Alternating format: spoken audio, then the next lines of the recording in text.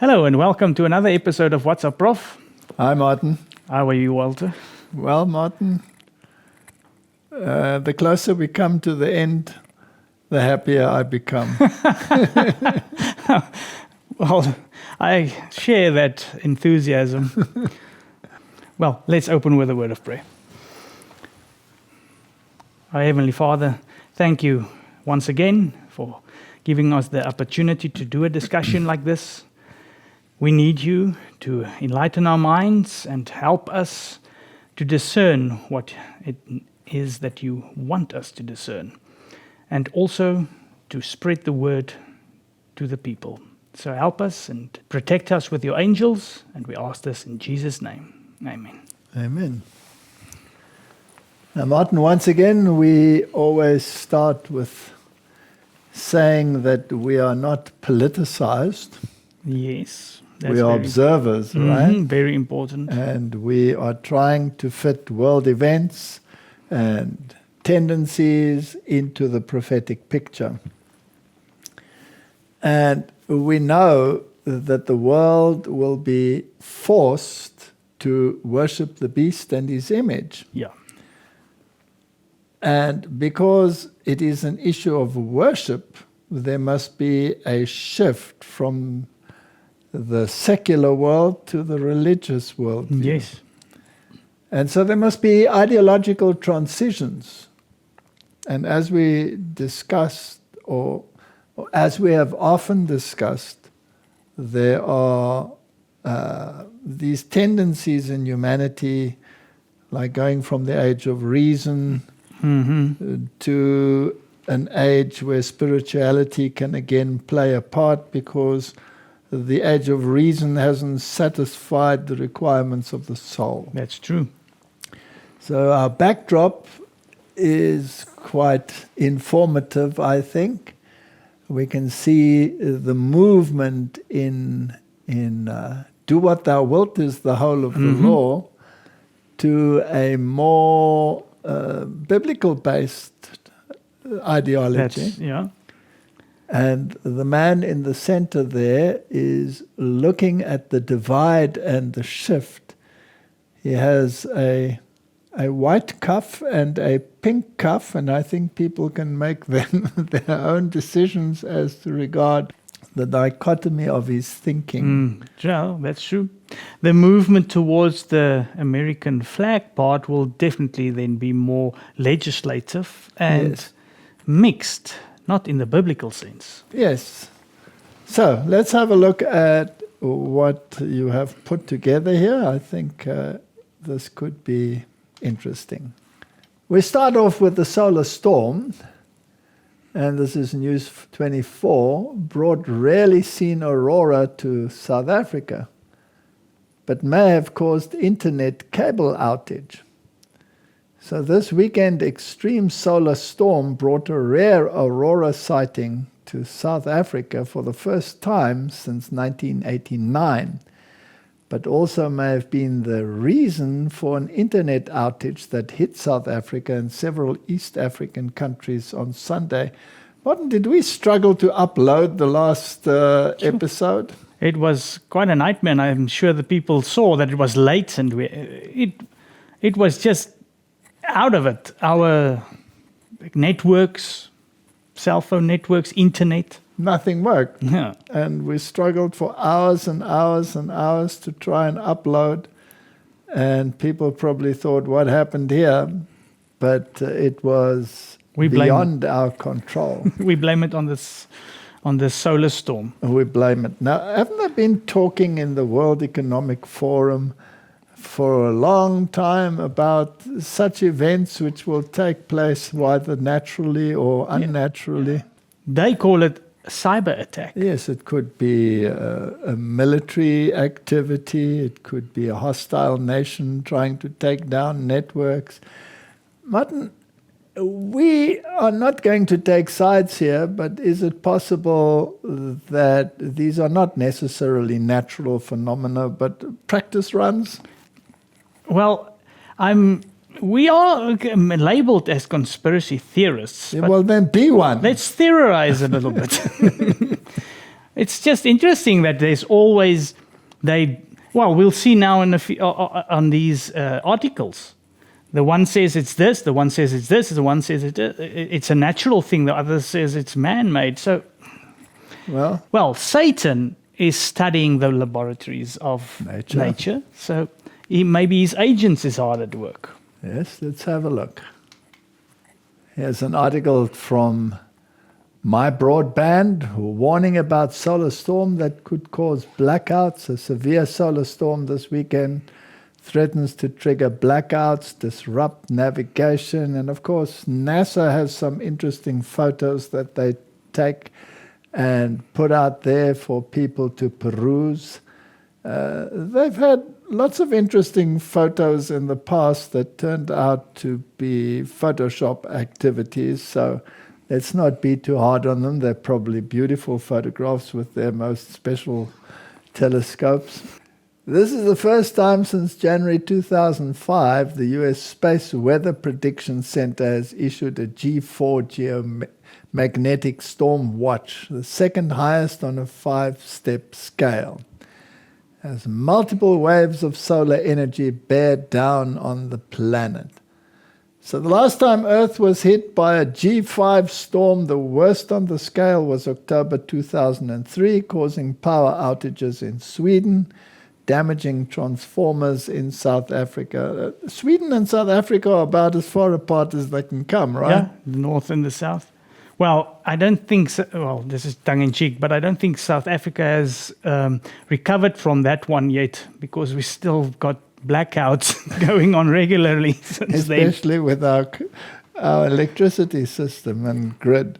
But at least we've got an election coming, so we haven't had any power outages for quite some time. It's amazing how just before an election everything comes right for a while. And then Telkom, which is the telecommunication giant in this area, says network restored after massive internet outage. Well, they certainly disrupted our last upload. So Telkom is investigating the cause of a massive service interruption affecting the company's internet and phone call services on Monday. So, Martin, what happened to all the cell phone companies like Vodacom and NTM and Telkom and all of them? So there were widespread internet outages on almost every internet service provider platform when 4 cables snapped on the west coast at the same time, seemingly due to seismic activity. Now, it's interesting how the solar flare produced seismic activity. Yeah, that's... HAARP can produce seismic activity. Mm-hmm. And a lot of other things as well, as including Aurora activity. You know, these conspiracy theorists, they drive you crazy because they never believe anything that is officially put out there in the world. They always speculate that human fingers are somehow in the pie. I think now, fortunately, we're not of that ilk. So, Martin, I've come to the point where I don't believe anything anymore. I don't believe anything. The only thing that I believe is the Bible. Is that the only thing you believe? Yeah, that and the spirit. The rest is all based on lies and deception. It's even to try and prove. It's like scientific theories that are seen as facts these days. Evolution, for example. I cannot believe that I was an evolutionist. I don't want to get into that, but I cannot believe that I believed such nonsense. But you know what's the problem? I saw a video, and I put the link in the description for this video, when I was going through these things that tell you what this solar flare and all of this will be. And it's like in the evolution theory. There's so much scientific jargon and stuff that they throw at you that you think, wow, this must be true. This must be true. There will be a time of trouble such as never was. That's an axiom, isn't it? Now, a time of trouble means that there will be outages and disharmony and people will be discomforted on every level. And Satan knows the agenda, so he must he must almost frighten people into a particular direction. And that might require an ideological shift. Yeah, that's it. Now remember, the French Revolution was fired by the Jesuits. Yeah. Voltaire was a Jesuit. Yeah. So it was fired by the Jesuits. Why? Because Catholicism has lost its power. Yeah. They want to gain it back. So they bring in an age of reason, which ends in turmoil, and then say we have to go back to the good old Middle Ages where the church was in control. That's where they're going. Exactly. It's a very clever thing. It is an interlude. And they have time. Oh, they don't can mind. do it over a century or two. Or two. Another article from Unilad, scientists are creating an artificial aurora in the sky to conduct experiments. So Martin, if they're admitting that they're doing that, what was the cause now? A natural phenomena or a experimental phenomena? So just for the people that like to label conspiracy theorists to us, well, then you have to say that to the people that actually do it as well. Okay. So with the huge advancement in science in recent years, experts have been able to discover some pretty wonderful things. Now, it's interesting that Tesla in his days managed to produce these things, so it's not all based on modern science, but maybe on hidden science. Yeah, yes. One of these things is being able to create an artificial aurora in the sky to conduct experiments. And let's blame it on the sun. The high-frequency radio wave transmitter, known as the High Frequency Active Auroral Research Program, HAARP, facility in Alaska will create the phenomenon in the sky for 4 days from Saturday, 11th November, in order to carry out experiments on the ionosphere. Yeah, and we must remember, this wasn't now. This was a while back. So this was a while back, and it just shows that they're quite capable of doing it. So you don't know whether it was a natural phenomena or an artificial phenomena. Well, let me say, I liked what you said earlier. Maybe it was a test run for something, and then they just blame or shift the cause of it to somewhere else. Yes, so nobody is at fault. So what about this HAARP research program? Well, this was interesting because the dates of the aurora of the northern and southern part, where the northern and southern lights could be seen, was the same dates that the research campaign for HAARP was running. All right, so they're admitting that the HAARP program was running, but they're saying it was a solar flare. And other ones say that it was damage to the cables. By seismic activity. So the solar flare produced the seismic activity, or HAARP produced the seismic activity. Well, let's leave that to the conspiracy theorists to sort out. So what is this research all about? Here's an article from the University of Alaska, Fairbanks. Scientists at HAARP use HF radio transmitters to heat small regions of the ionosphere and observe the effects. For additional space research using ground-based observations or experiments on sounding rockets, it can take an extremely long time, days, weeks, years, to get the desired natural overhead conditions. Satellites can amass much larger databases, but it is difficult to coordinate the satellites with the desired phenomena. But isn't it interesting that whenever there's a major seismic activity or a major earthquake or a tsunami, that you have these aurora appearances in the sky? Correlation is not necessarily causation. Yes, you're absolutely right. Now, it's interesting that people notice these things. And of course, if you bounce these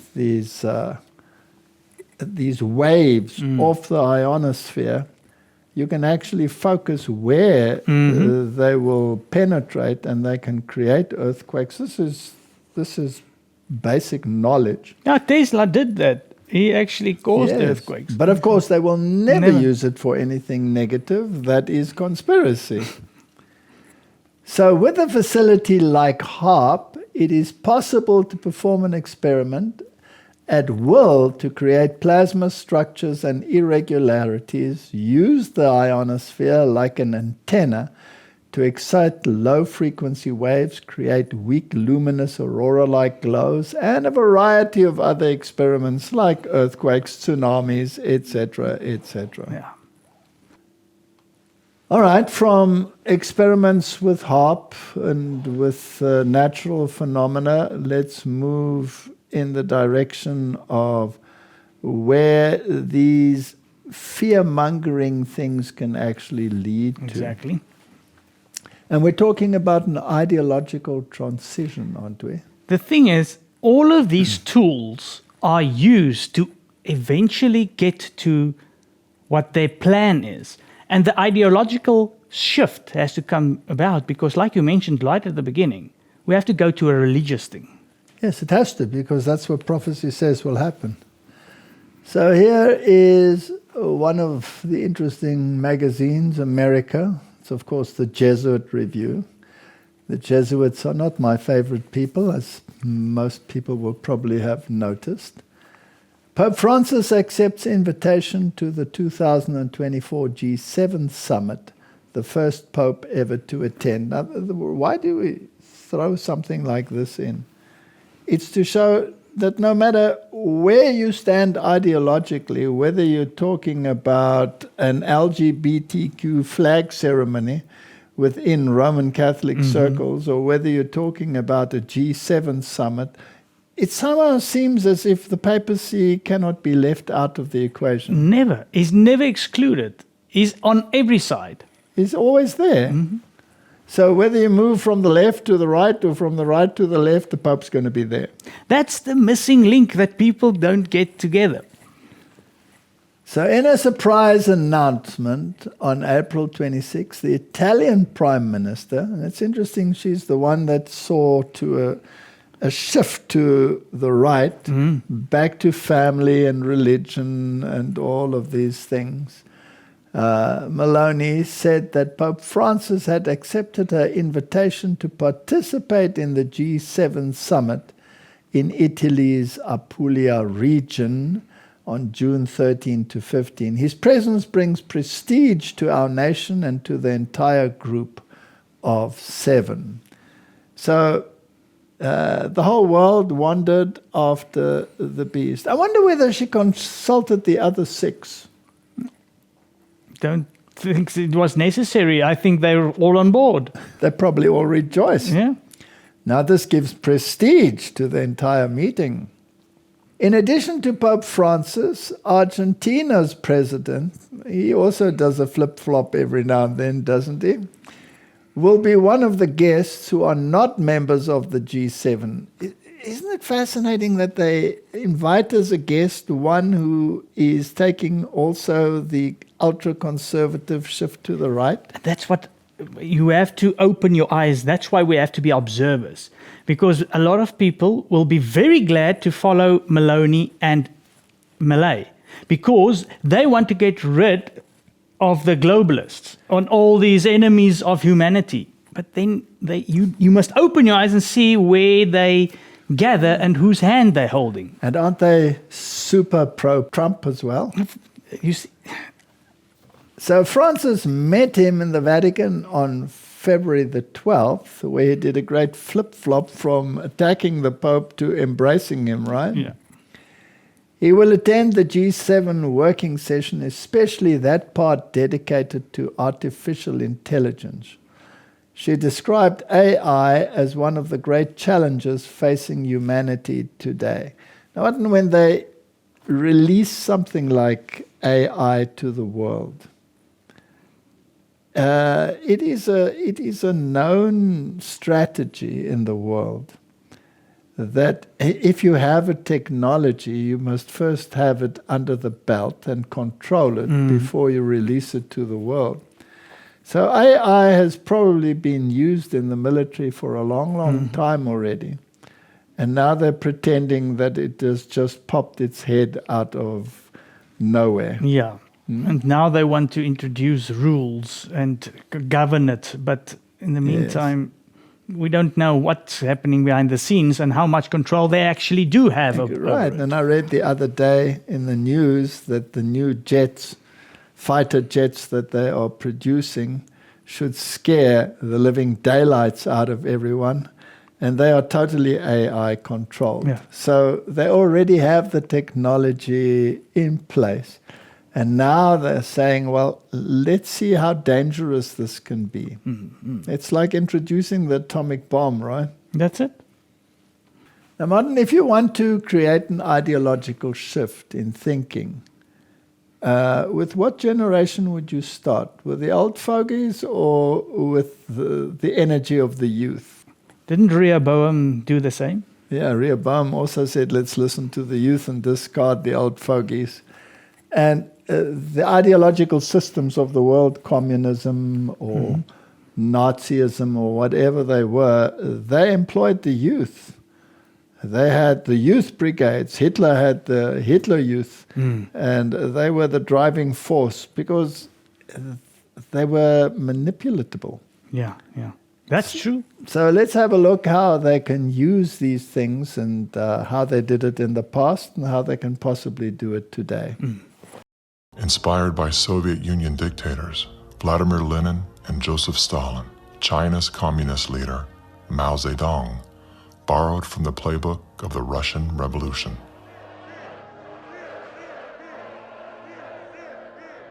To fight anti-communist forces, Lenin organized a military branch of his Communist Party, known as the Red Army. Following suit, Mao branded his army the Red Guards. However, Mao's soldiers were not enlisted from his military. His Red Guards were made up of high school and university students. So he used young people to start cultural revolution, to top down statues, burning old buildings, and demonize all religions, going after all dissident voices, and to turn all the Chinese against each other, family. Look at the Mao's cultural revolution to say how many similarities are there.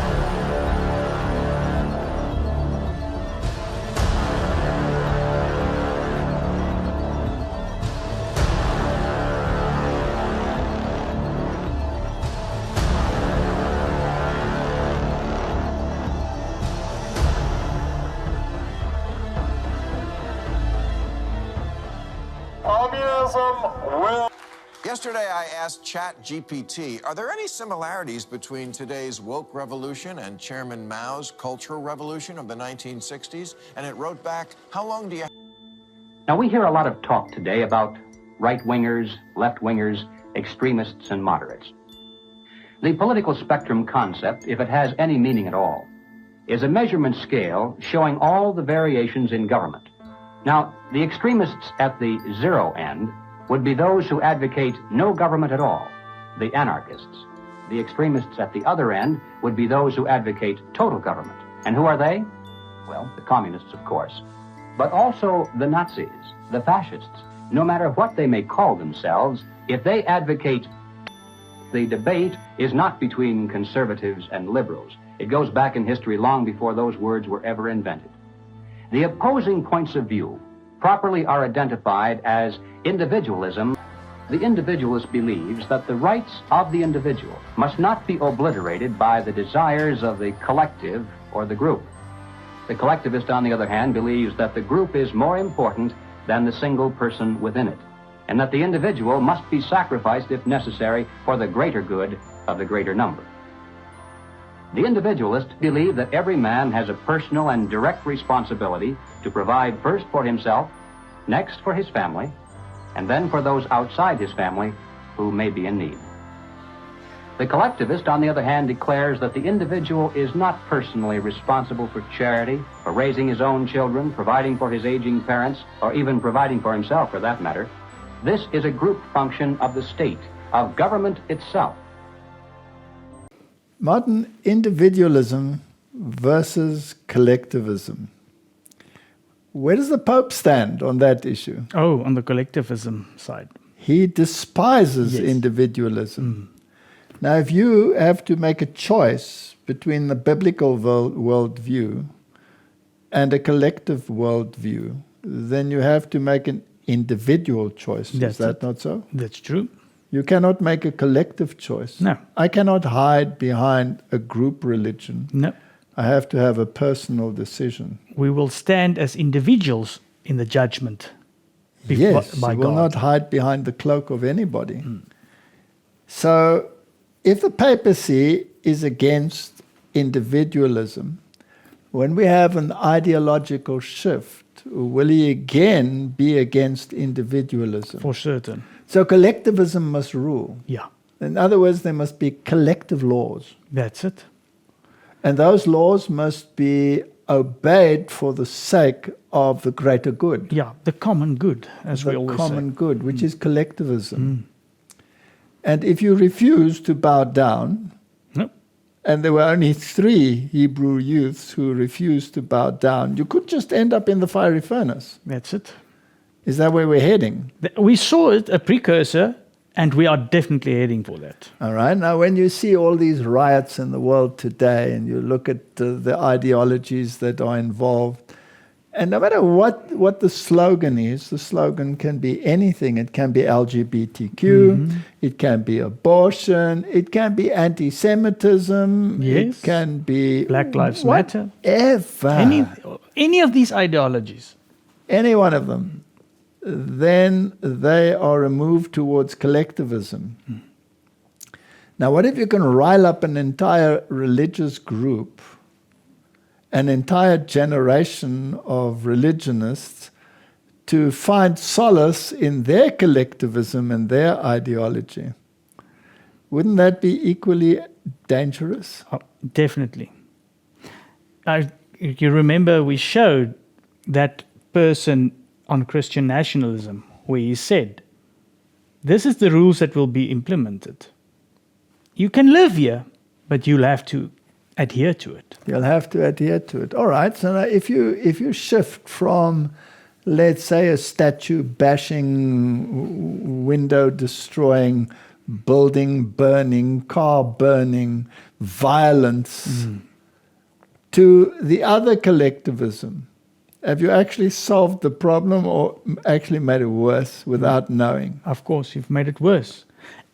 Even though It looks better. it looks better, because that looks good. You don't want anarchy, you don't want the cars burning, but the other portion is just as bad. All right. If not worse. It's like we mentioned, when Nebuchadnezzar accepted Daniel's God, he wanted to make a law that everybody should obey. Exactly. That was as bad as it was before. Yeah. Now, here you have this book, The Catcher in the Rye. And it was also in Mel Gibson's movie on conspiracies. And of course, it is virtually compulsory reading in Jesuit circles. And also one of the most banned books in the US. Yes. So it propagates violence and rebellion in order to achieve an objective. Is this what the world is experiencing? It's definitely, and most teachers want their pupils to read this book. All right. So now if you're an observer and you see the burning and you see the violence, is it possible that you could jump onto the other bandwagon just for the sake of peace and sanity? For sure. For sure. We see that. So is it very important that you have a very, very distinct guideline like the Word of God? And we have to know what it requires of us.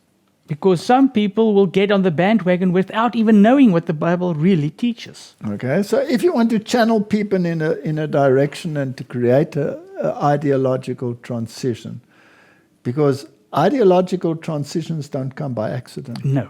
It is a planned, very organized operation. Right? They're implanted in the mind.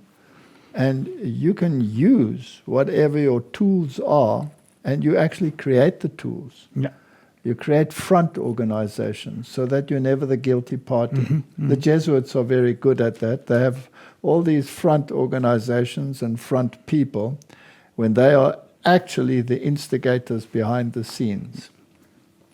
So here's an article from India Today. Jewish billionaire George Soros linked to pro-Palestine protests in the US.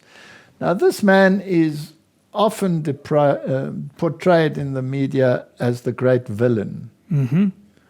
Sitting behind everything, the funding of most of these revolts or anything. Mass migration. He's funding the people, paying them to come across the border. Now, if the governments are fighting these things and they know that this is the culprit, why is the man not incarcerated and put away? Why is he allowed to do whatever he thinks is wonderful, whether it is favorable or not? It can only be if they want him to do it. You turn a blind eye towards it. Why do they want him to do it? Because they want the outcome. Ordo ab chaos. Yes. And what do they use? Youth most of the time. Yes, let's use the youth. Let's rile them up. Promise them a drug or two. Or even pay them, Yes. I mean, the Jesuits did that in the hippie movement. Yeah. They went around in their Volkswagen combis full of flowers, handing out LSD and carrying on, and instigating all these things. So, what does he do? George Soros, the Jewish left-leaning philanthropist and association funded by him, are reportedly fueling the countrywide pro-Palestinian protests on American campuses. But we should look way past the protests. Way past. I agree with you. And ask ourselves, what is the ideology behind it? Mm-hmm. Is it to create a rallying call for the religious world to rally together and to bind together and say, these are the people of the book, we really have to stand with them? This is exactly what's going on. There's method in their madness. They want a certain outcome, and it is definitely to push towards this religious, because like you've always... Judeo-Christian culture. And say, this is enough. And there's enough kingdom theology, whether you're a dispensationalist or not, involved there to strive for it. True, and you can get rid of a lot of law just to bring in unity in religion. Yes, and they're using ideologies like the millennium. The Roman Catholics are actually amillennialists. Yeah. They're just saying when the church rules, that will be the great time. That's what they're waiting for. Yeah.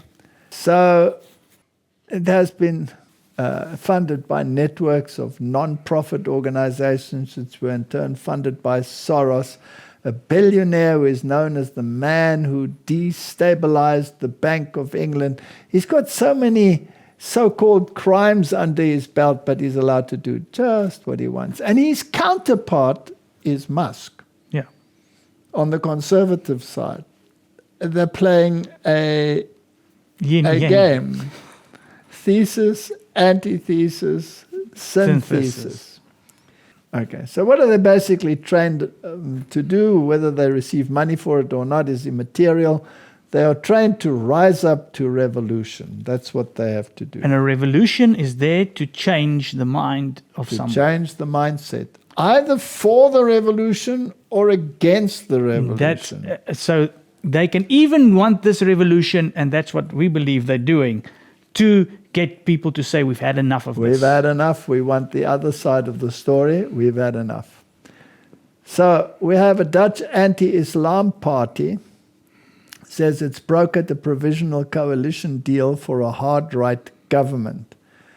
Now, this is also very fascinating to me, because this Geert Wilders is his way to probably pronounce it, he is this anti-Islam. We're a Christian nation. We want Christian norms. And when you look at Dawkins, we had him in a previous program. Didn't he say, I'm an atheist, but I want Christian cultural norms? I'm a cultural Christian, he says, because I want to live in a Christian nation. And I'm nation. sick and tired of these other religions telling us what to do. I want to go back to Christian standards and norms. Who will stand out as the numero uno chief Indian when it comes to that? Well, obviously the Pope. Obviously, that's why he's being invited to the G7. Exactly. I think he's just as happy to see him there than Melania is. Absolutely. Now, who are the nations that are actually moving towards the right in this ideological shift? Finland, Croatia, hardline right parties are part of European governing coalitions, and hard right to populist prime ministers are leading Hungary, Slovakia, and Italy. Sweden. Yes, this is all very fascinating. And there are all kinds of conspiracy theories with people trying to assassinate some of these leaders, and some of those leaders were anti what some of the World Health Organization people were saying. So we won't discuss this now. Is there a possibility we might discuss it in the future, Martin? Yeah, it's very interesting. The Slovakian prime minister that was attempted to assassinate him because, like you mentioned, the World Health Organization pandemic treaty that he didn't want anything to do with. He didn't want to take part in that. But that's conspiracy. So is there a shift? Definitely. Now, they're mentioning countries like Hungary, Slovakia, etc. Is the same shift taking place in France? Yes, very much so. Very much so, right? And did it take place in Sweden? Yes. So is Germany on the cards? Yeah. All right. So this is a very interesting time we're living in. People are saying, we're sick and tired of what the age of reason has done to us. We want to get back to something else. So this Dutch firebrand, Geert Wilders, joins new government as Europe's liberal elites put on notice. So the EU elections are just a few weeks away, and the liberal elites are in absolute panic because a sharp jump to the right is inevitable across Europe. He claimed that this shift is being led by the youth. There we go, right? So whether it's for the anarchy side or whether it is For the conservative side, the youth is going to be involved. We saw these left-wing authoritarians destroy their lives during COVID, consistently suppress their national pride, invite the third world into Europe while they can't find a job, let alone enough money for a house. Is that Generation X? Yes, definitely. Comes from the 60s. So let's reject that which was in the past. Let's move to something else. We can either go with the anarchy and tear everything down, or we can turn back to Christian nationalism and stable laws, like Dawkins says, let's identify as cultural Christians at least. And that's where the danger is lying. Here's an article from Newsweek. Republicans voting for bill that could make the Bible illegal. Outrageous MAGA. So the MAGA conservatives voiced outrage at congressional Republicans voting for Anti-Semitism Awareness Act over concerns it would make the Bible illegal. Is faith coming into the fray? The whole time. It's not separated anymore anyway. I mean, the Pope is going to the G7. Yes. So some conservatives are taking issue with the bill over the definition of anti-Semitism, including claim of Jews killing Jesus or blood libel. They have made a coalition in their mind with the Jewish system. Dispensationalism runs through their mind. They don't realize that dispensationalism comes from the Jesuits. It's another tool. It's a tool. It's a lie. It's based on a false interpretation of who the Israel of God is. Your house has been left to you. Desolate. Desolate. You have to be in Christ to be Abraham's seed and heirs according to the promise. So they're worried that they would make the Bible illegal, while the definition in the bill does classify the idea that Jewish people were involved in killing Jesus as anti-Semitic. It does not make the Bible illegal. people of the book. Let's go back to the Bible. Is that an ideological shift? Definitely. But I think these people have to go and go back a little bit, because the Pope, if I'm not mistaken, has cleared the Jews of any guilt. Yes, he exonerated them from their guilt. They were most elated. It was the Romans that killed him. But who handed him over to the Romans? The Jews. Now, Martin, if you can portray society as it is today in its most ridiculous light, could that be an incentive to create an ideological shift to something that is more rational? Even for people that are not religious, I'm sure. Even for people that are not religious, right? Like the Dawkinses of the world. For sure. Now, we can't live with this. This is totally ridiculous. So we're going to show something about furries. Explain to them what furries are. Furries are people that identify as animals. Oh, and they find them in the schools, right? Yes, especially in schools. I mean, we've referenced to where they put litter boxes, cat litter boxes in schools for those that identify as cats. Well, now there's been some uprising about children that cannot handle this anymore. They can't handle it anymore. No, that's really ridiculous. You know, Martin, with my rebellious nature, I would use those boxes all the time just to make the teachers clean them up. But let's see how this is panning out. You know about the pro-Hamas protests at Ivy League schools, but how about a furry protest? A new trend has emerged where some children believe they are animals known as furries. They purchase furry animal ears, paws, tails, and even collars online and wear them to school. This may seem harmless, but the truth is these students are causing disruptions in their school studies. Recently, some students at Mount Nebo Middle School in Payson, Utah, walked out of class stating they had had enough. The furries were making it difficult for them to walk down the school hallways without being molested.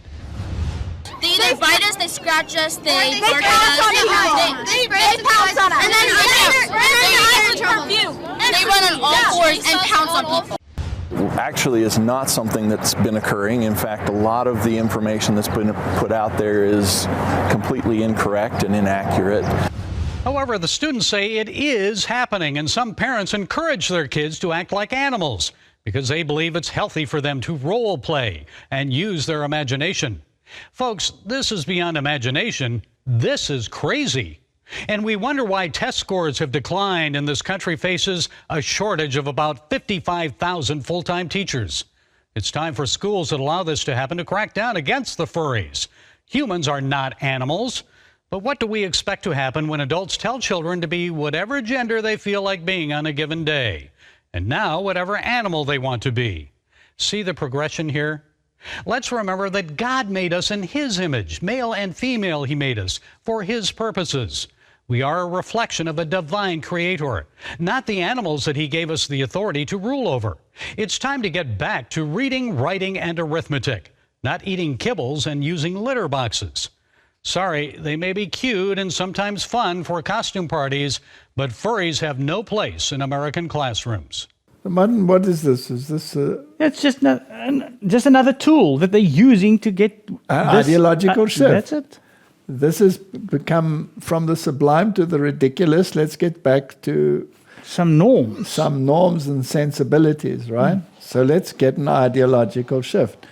Now, they can buy these things online. So are the mega companies playing their role? Oh, for sure.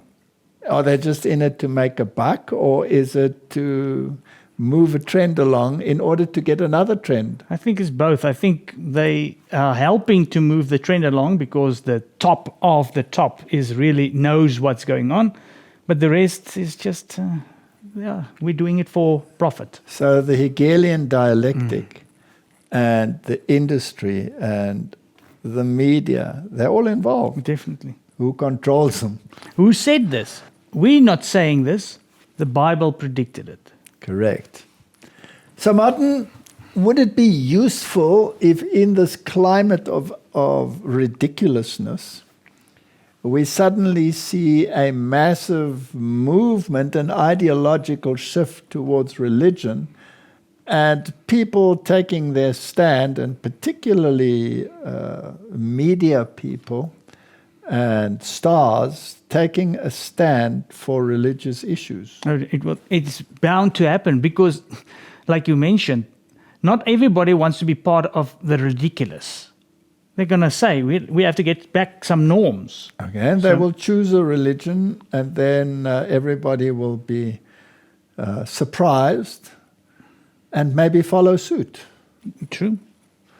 All right, so here's the National Catholic Reporter. I'm sure they're related because Candace Owens converts to Catholicism. So the Russel Brand conservative commentator, Candace Owens, has announced her conversion to Catholicism, a long-expected move for the controversial 34-year-old black ideologue.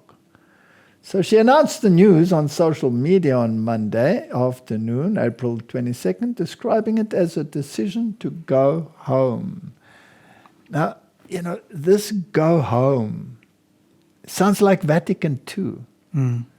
The separated children, please come home. Is Catholicism playing a major role here? Oh, you see, Catholicism has also mastered brainwashing. Yes. And propaganda. So a lot of these people probably, like you mentioned, or we've mentioned numerous times, it's not the people, but it's the system. So it looks like the wonderful system to go to if you don't know any better. Imagine how easy it is to brainwash children, for example, to think that they're cats or whatever. There is, of course, so much more that went into this decision and that I plan to share in the future, but for now, praise be to God for his gentle but relentless guiding of my heart towards truth, long identified as Reformed Evangelical Protestant. So Martin, she was a long identified Reformed Evangelical Protestant, but she's now gone home to truth. And that truth denies the atonement. That truth has changed the commandments of God.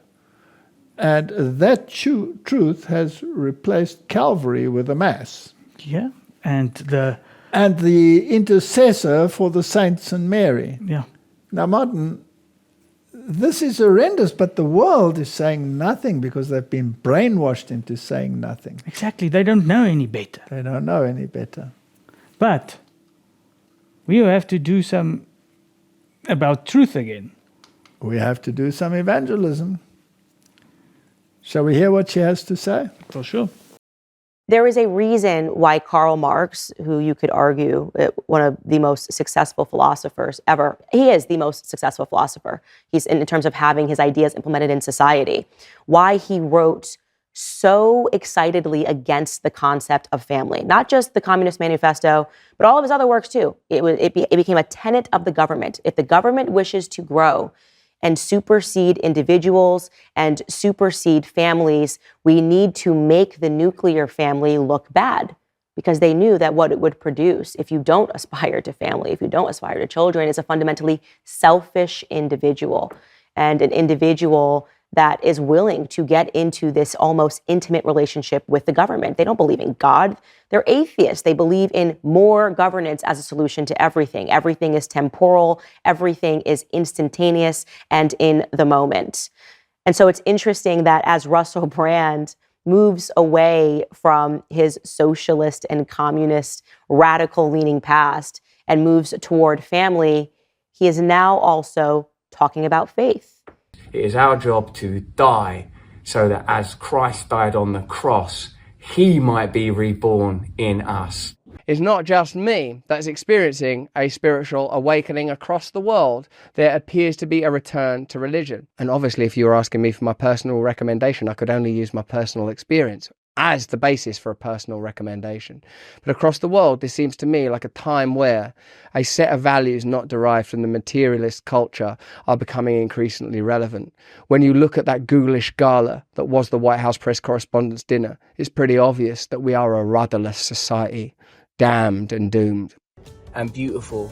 I know a lot of people are sort of cynical about the increasing interest in Christianity and the return to God, but to me it's obvious. As meaning deteriorates in the modern world, as our value systems and institutions crumble, all of us become increasingly aware that there is this eerily familiar, awakening and beckoning figure that we've all known all of our lives, within us and around us. And for me it's very exciting. Now, ladies and gentlemen, the mainstream media, who absolutely adored him when he was deep in his addictions, hates him. Really think about that.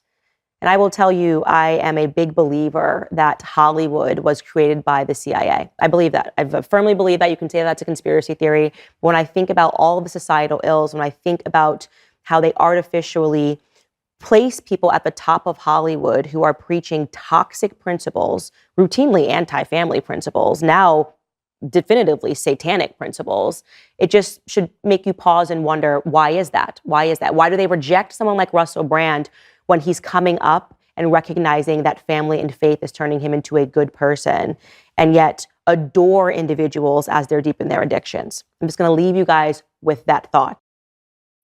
All right. So how important is the family structure to her? Very important.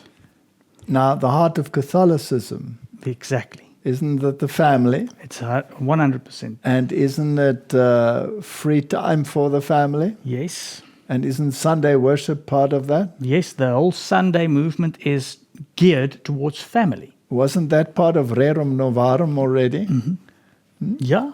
That was to dictate the whole of the economic world's activities. Or what about Laudato Si? That's it.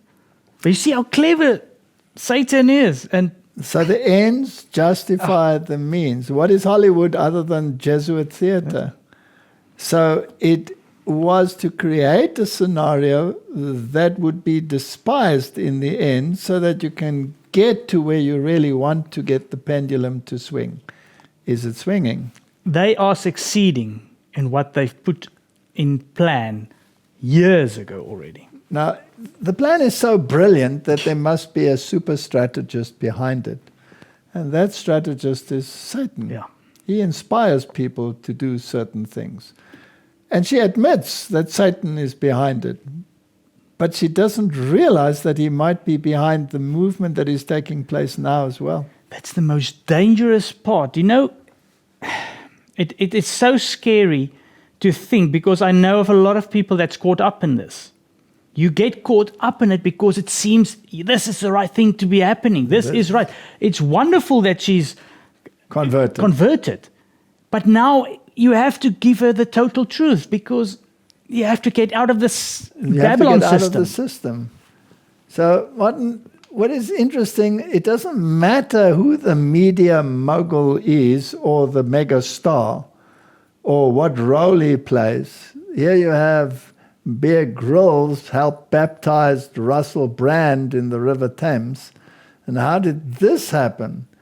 Now, Martin, tell us a little bit about Bear Grylls. Bear Grylls is famous for, he does all these survival stunts where he goes into, they drop him in a remote place and then he shows some survival skills that's not very palatable. He eats anything that creeps and crawls.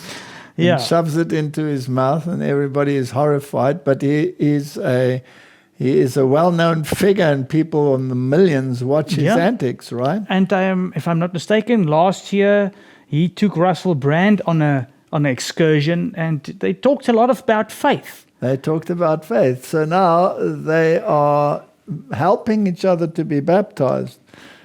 It's sending a message.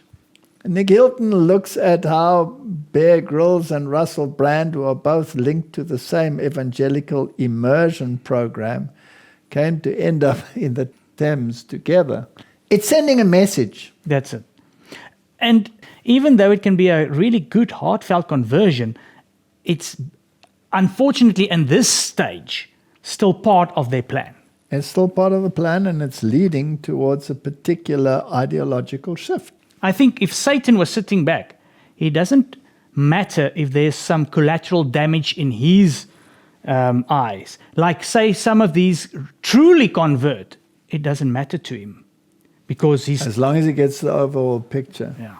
Now, in here in the Catholic Herald, it says that Russel Brand was baptized while making oblique Catholic references. So Russel Brand is more on the evangelical side, and here he is making Catholic references. And of course, he was previously a Buddhist. So, who was previously a Buddhist announced that he had taken up praying the rosary. Later, he teamed up with the Catholic prayer app Hallow and revealed he had been watching videos of popular YouTube personality, U.S. Catholic priest Father Mike Schmitz.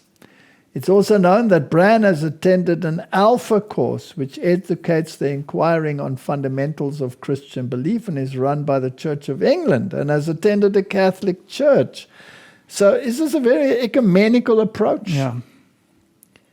Now, praying the rosary, taking part in the Alpha course, we've discussed all of these in great detail in previous lectures, and we've shown that they are programs which are not exactly as the Bible would say things should be run, right? Unfortunately, it's part of the brainwashing.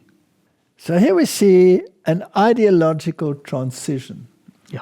People are suddenly becoming religious. Yeah. And the Catholic Church is always in the fray. It's always in there.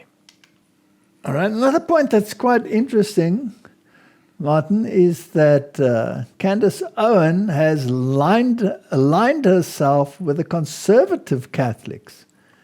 And like Cardinal Schneider, for example, Bishop Schneider.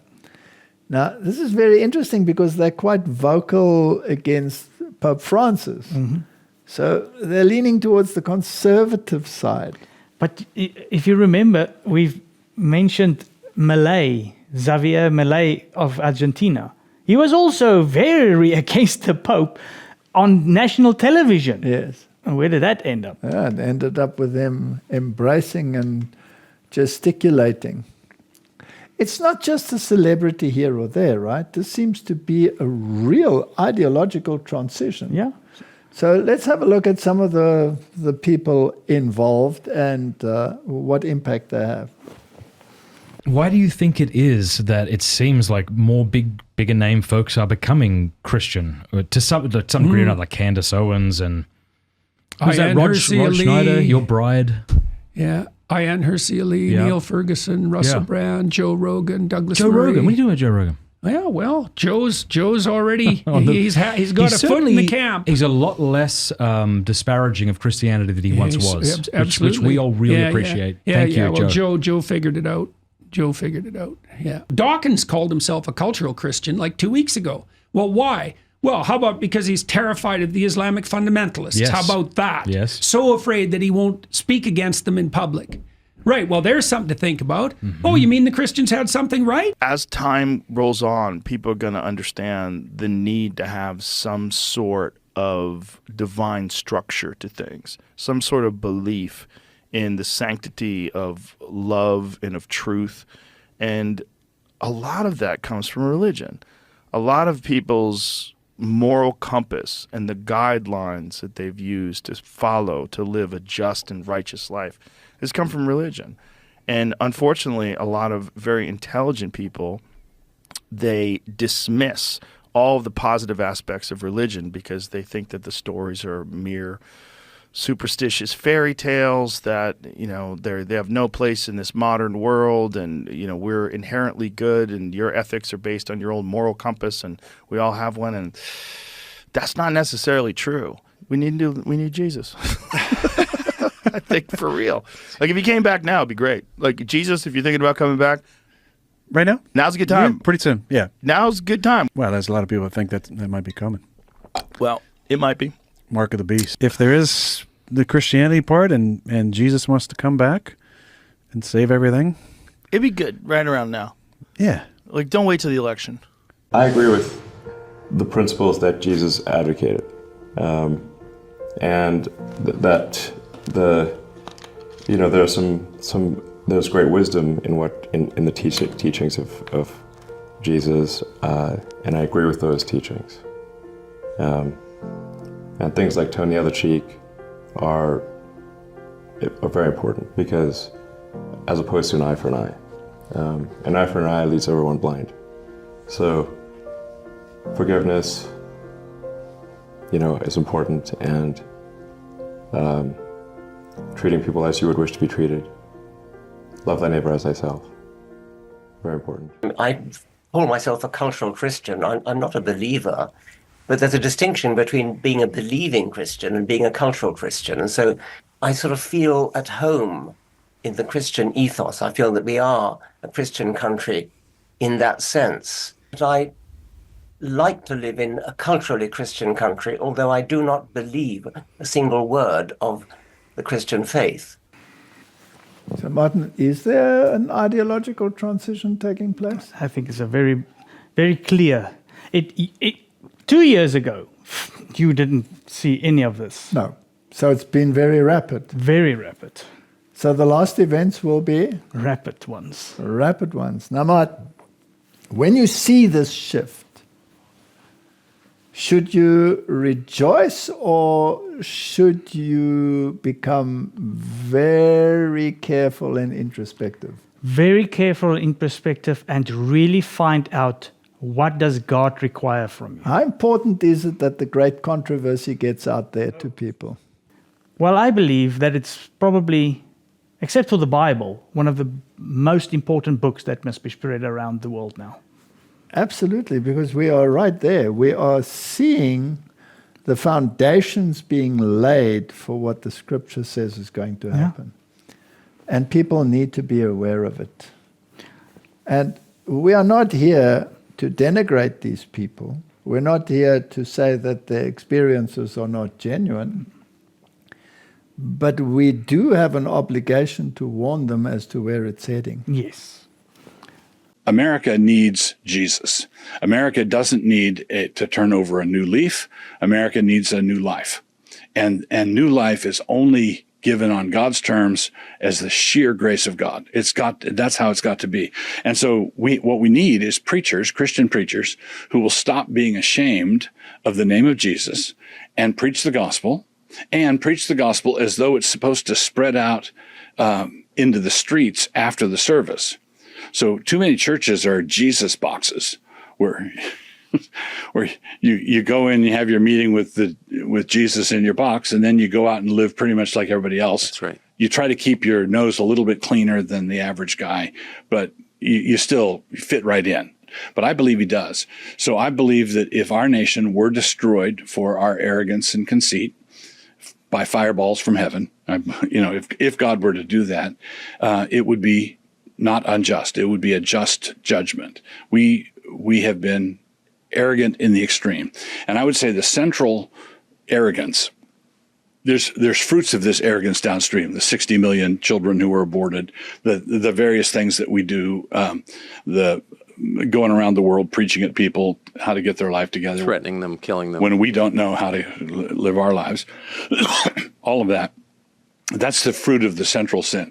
The central sin is secularism.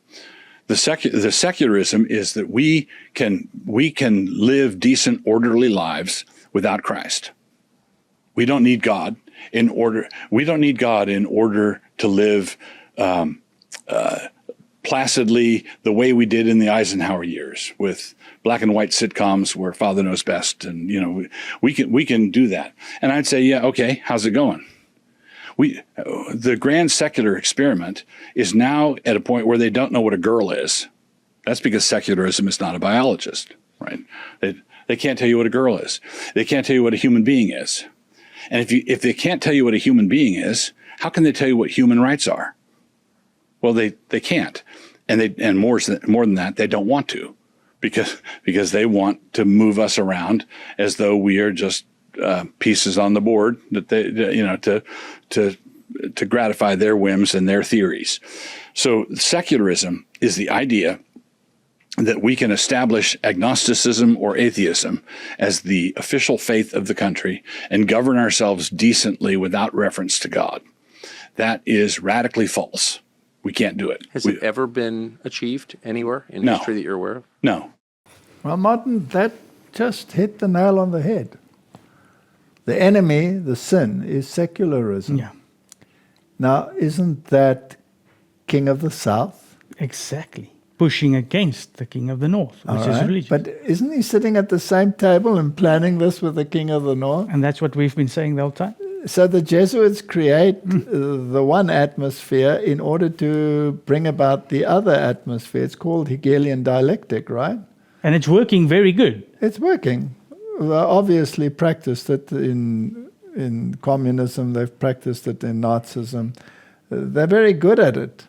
And they are the enemies of God and man. Yeah. And fortunately, they will not much longer be tolerated on this earth. When Jesus returns, when that stone strikes the statue, the entire statue, the entire image of Daniel 2 is ground to powder.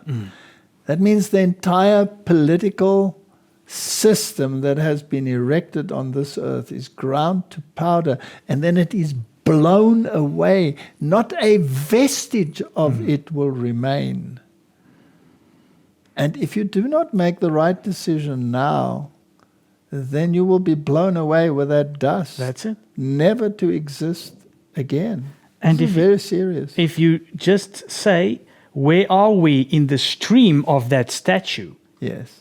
It's right through up until the point you always say in the toenails. Yes, it's in the toenails.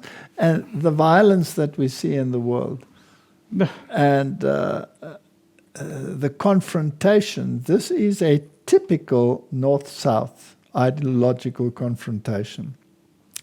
And the king of the North is coming against the secularism with everything that he has. Yeah. We're seeing it right here. No, for sure. And he's going to overrun it. And he's going to try and plant his tent in God's environment. And a lot of people are going to say, this is good, because it looks good if you're not grounded in what the real It only truth looks good relative to what went before. Exactly. Now, some of these celebrities that we're mentioning, like Beck, for example, they are not unaware of the book that we spoke about, The Great Controversy. So that information is out there.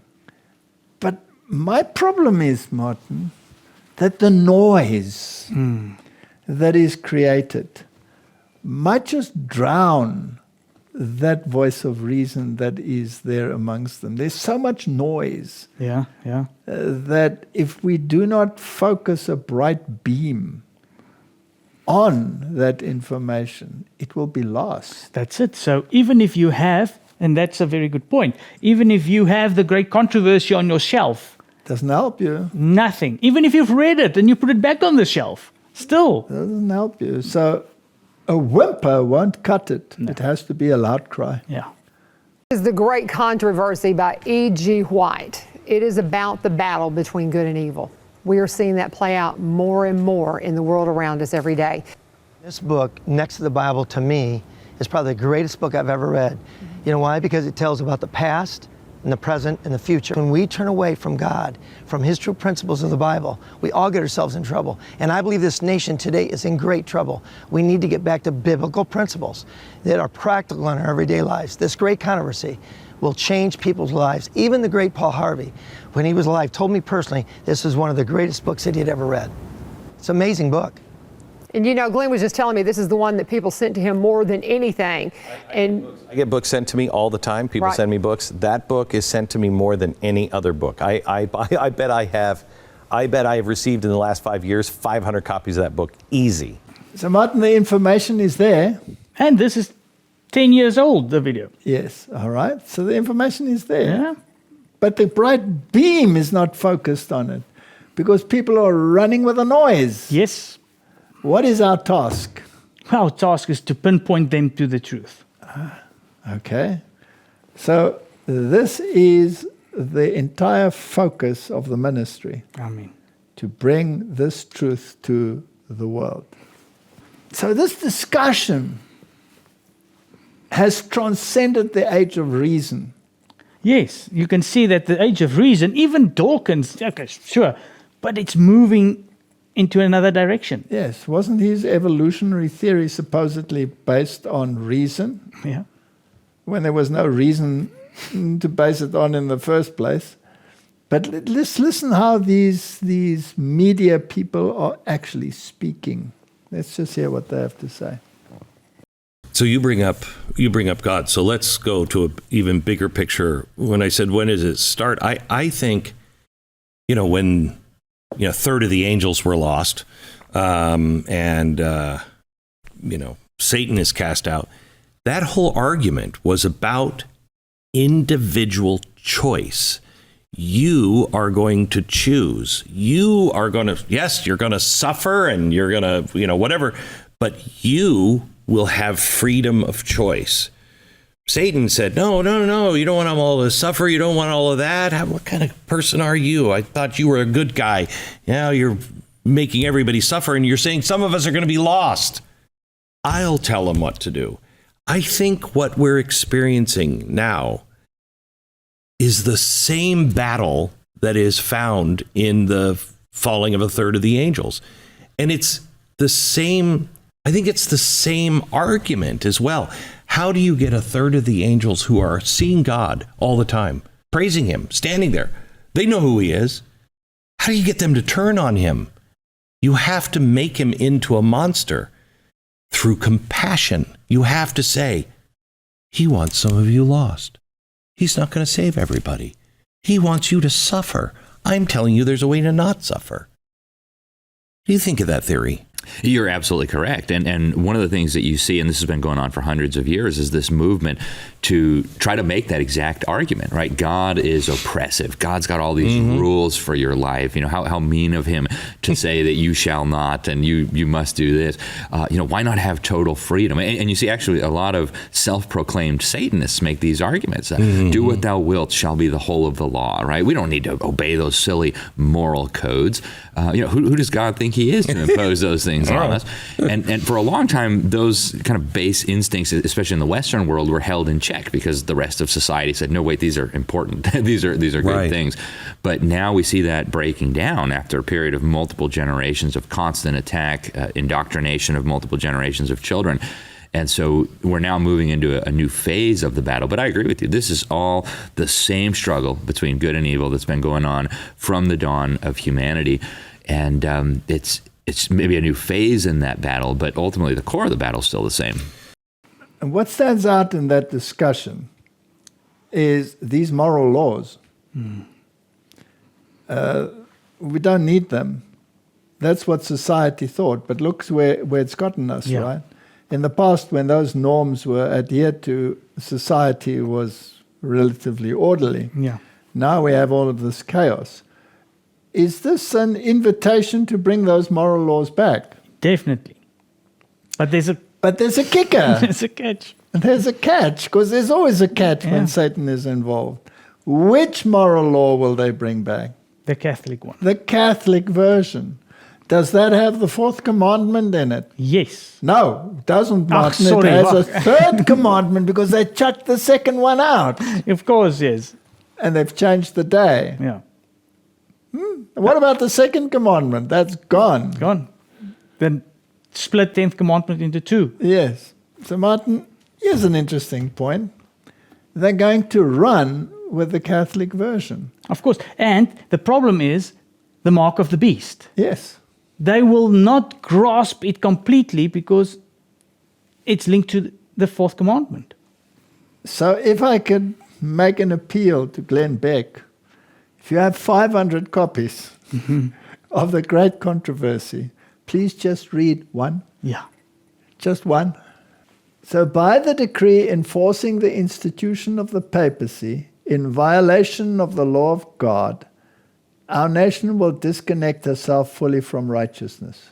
When Protestantism shall stretch her hand across the gulf to grasp the hand of the Roman power, when she shall reach over the abyss to clasp the hands of spiritualism, and when under the influence of this threefold union our country shall repudiate every principle of its constitution as a Protestant and Republican government, and shall make provision for the propagation of papal falsehoods and illusions, then we may know that the time has come for the marvelous working of Satan, and that the end is near.